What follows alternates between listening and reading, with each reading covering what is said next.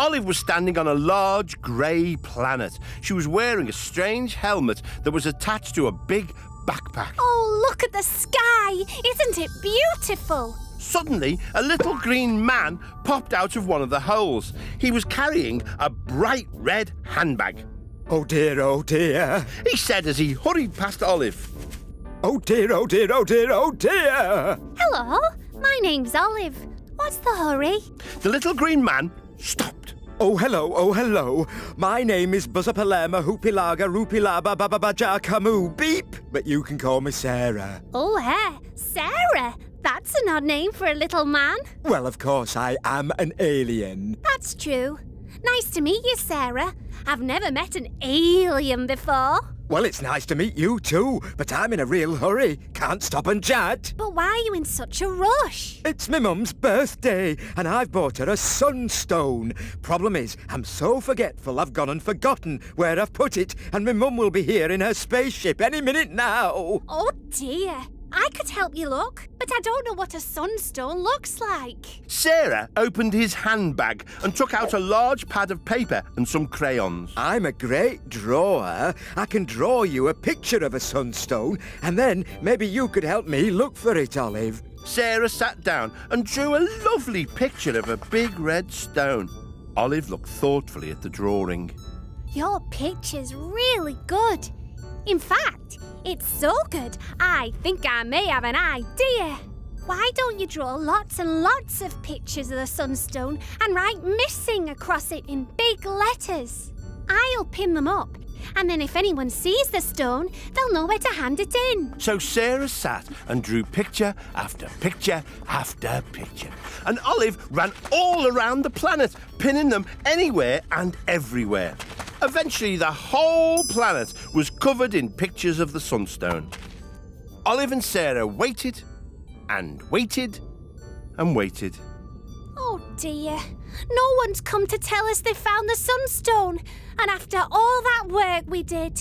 Oh, hang on. I forgot. No one else lives on this planet but me. Oh, so no one else is going to see our posters anyway? Well, now we're never going to find the sunstone. The whole planet is covered in our posters. Oh, no. Here comes my mum. Just then, Sarah's mum arrived in her spaceship. She was wearing a beautiful red stone around her neck, just like the ones in the pictures. Oh, my goodness. Sarah's mum exclaimed. You've decorated the whole planet for my birthday. And thank you so much for this lovely sunstone. It arrived in a space mail this morning. Olive shook her head and chuckled. Sarah, you're so forgetful. You forgot you'd already sent the sunstone to your mum in the space mail. Maybe you should write everything down so you don't forget things in the future. Of course. That's what the crayons and the paper were for. They all laughed. And as they did, Olive realised it was time to go. Typical Olive, daydreaming again, said her mum. Okay.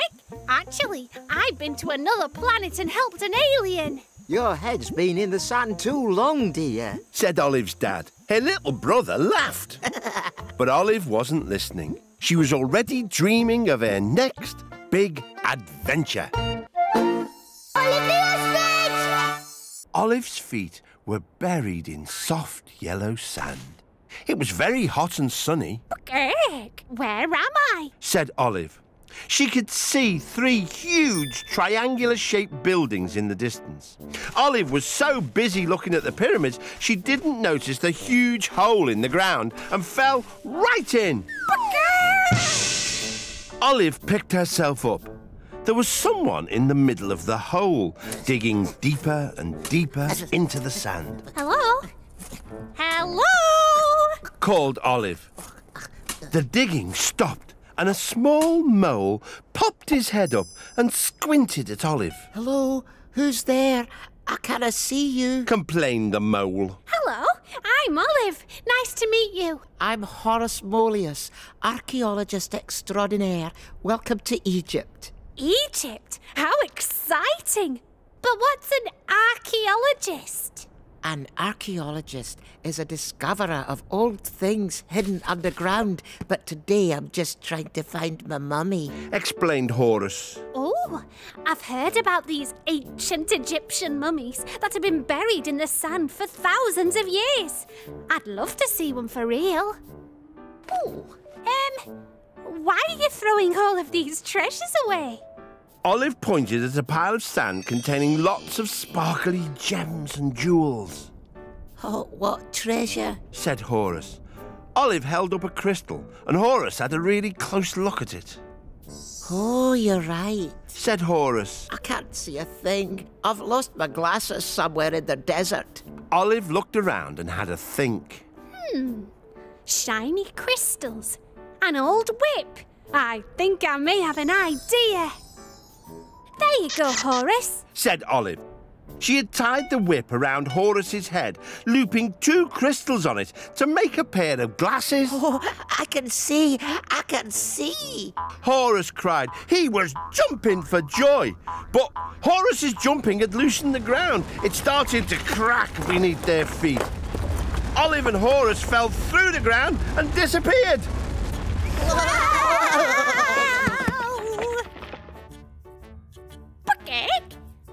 Are you okay, Horus? Asked Olive as she dusted herself down. Yes, I'm all right. Okay. Exclaimed Olive as she looked around in wonder. The room was full of all sorts of ancient Egyptian treasures. Oh, back home again. That's a shortcut I've never used before. And I was close to my mummy all along.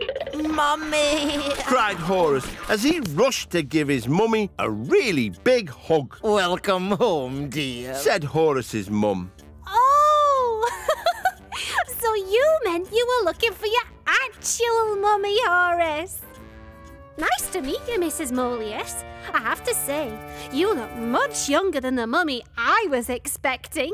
I thought we were looking for one of these. They all laughed, and as they did, Olive realised it was time to go.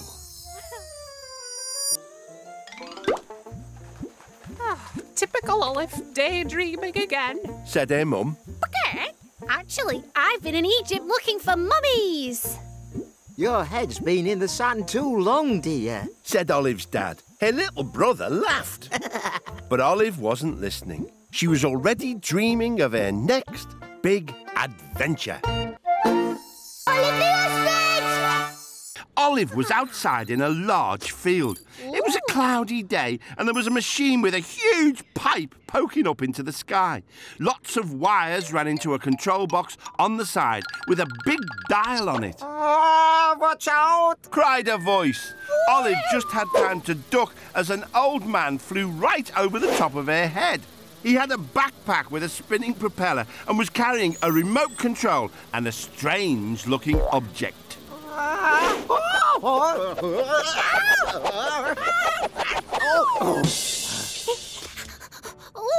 are you okay?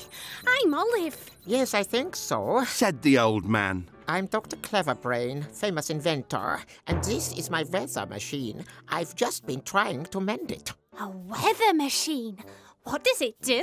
It controls the weather. It makes clouds, rain, snow, thunder, lightning, wind, and it can even suck up the clouds too. But this special multispectral Ujikali herbal madrometer has fallen off the top, and the machine won't work without it. Oh, well, can you fix the, multi-spectral thingamy? I've been trying to fly up there using my helipack, but can't work the helipack remote control and hold the multispectral Ujikali herbal madrometer at the same time. A helipack? A remote control?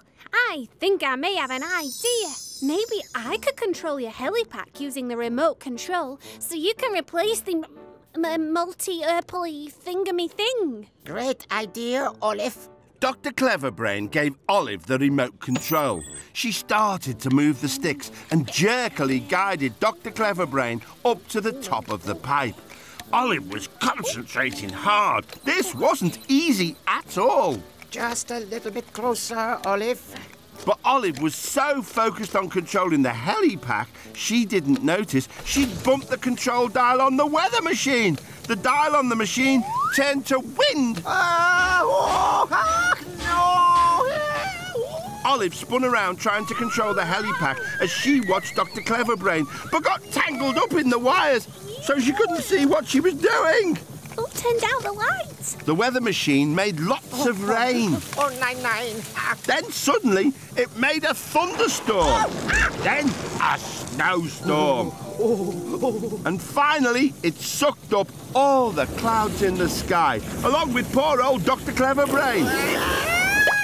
Then there was a bang and a clatter, and Dr. Cleverbrain came flying out of the doors at the bottom of the machine. He helped untangle Olive. Oh, what happened? We fixed the machine, Olive, just like new. Olive looked up and saw all the weather shooting out from the machine into the sky. In one place, it was snowing. In another, it was raining. And in another place, there was a thunderstorm. And right above Olive was bright sunshine, making a beautiful rainbow. Looks like it'll be hard to forecast the weather today.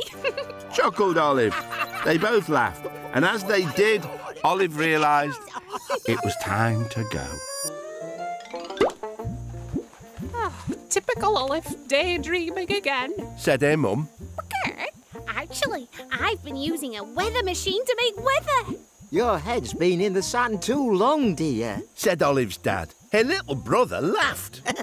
But Olive wasn't listening. She was already dreaming of her next big adventure.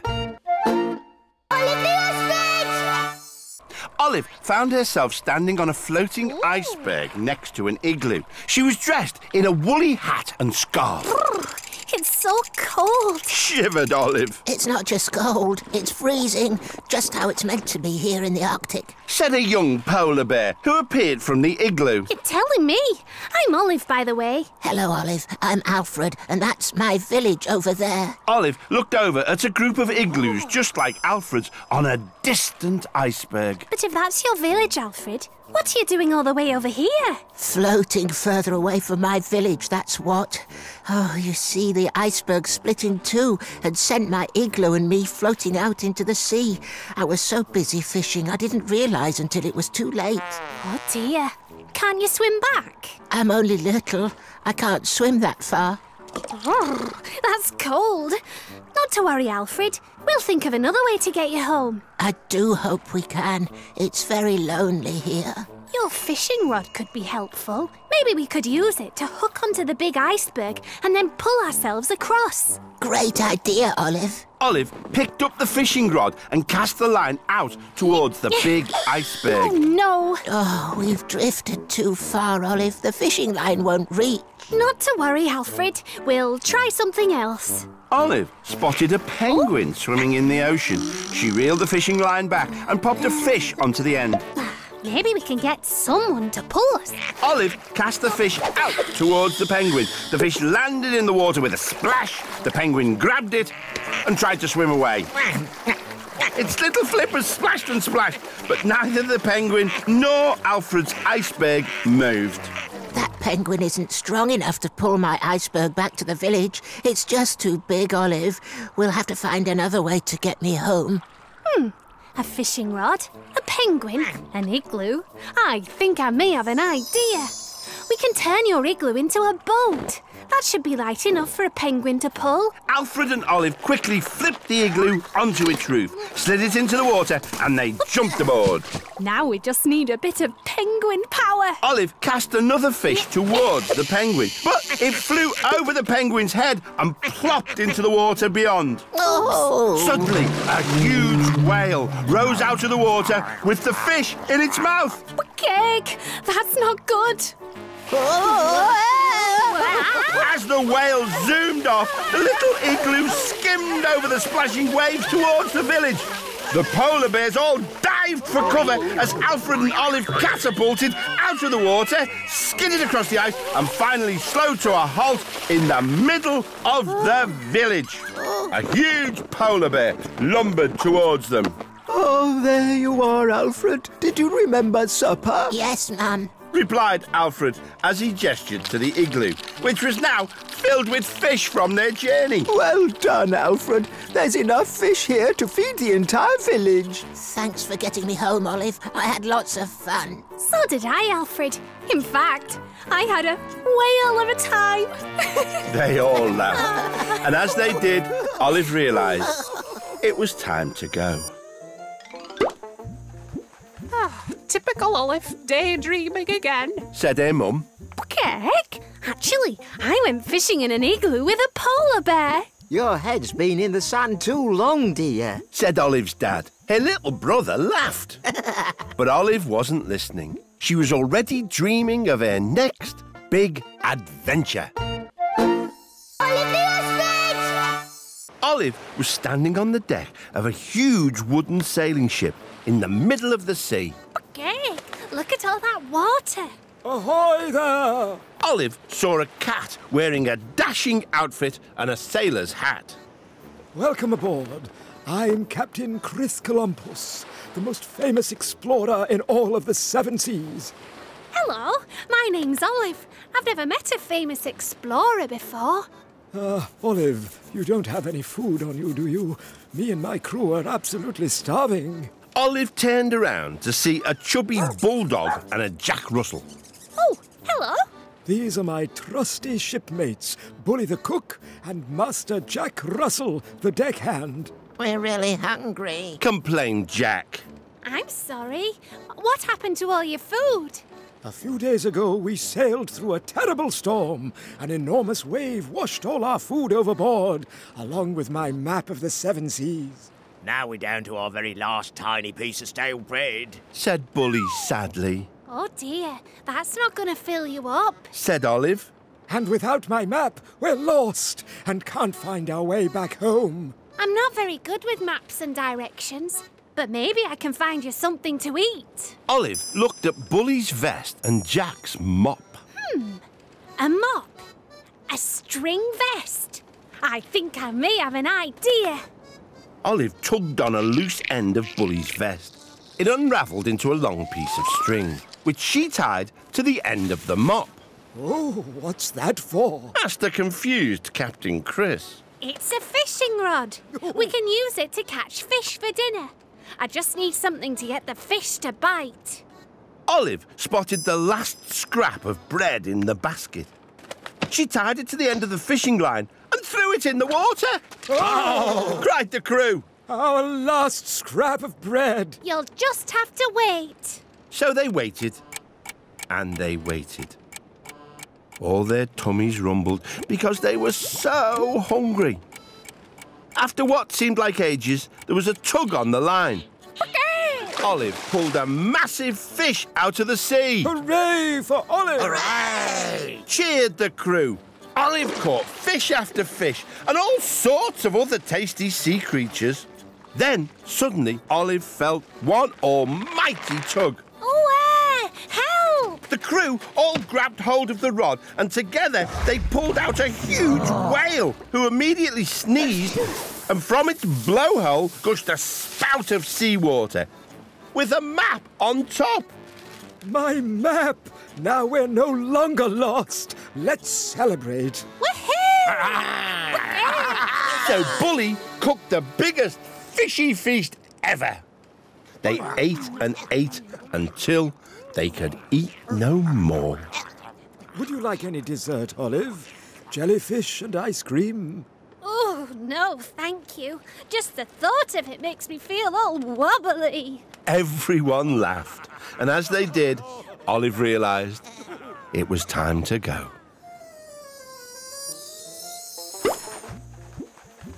Typical Olive, daydreaming again. Said her mum.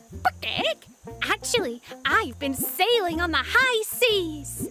Your head's been in the sand too long, dear. Said Olive's dad. Her little brother laughed. But Olive wasn't listening. She was already dreaming of her next big adventure.